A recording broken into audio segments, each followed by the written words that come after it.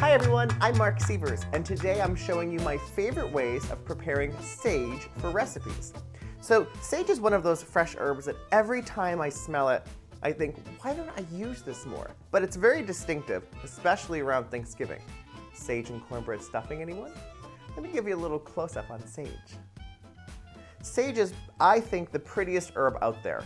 It has these beautiful velvety leaves, gorgeous coloring, and I just love them. So the most ways I use sage are to stack the little leaves, make a little pile, and then just give them a rough chop. Sage is pretty potent, so a little goes a long way. And in just a matter of seconds, you can add beautiful sage to any of your recipes.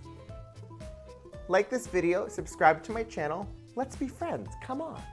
And head over to marcsievers.com where you can get more recipes, entertaining ideas, and information about both my books. Until next time, bye.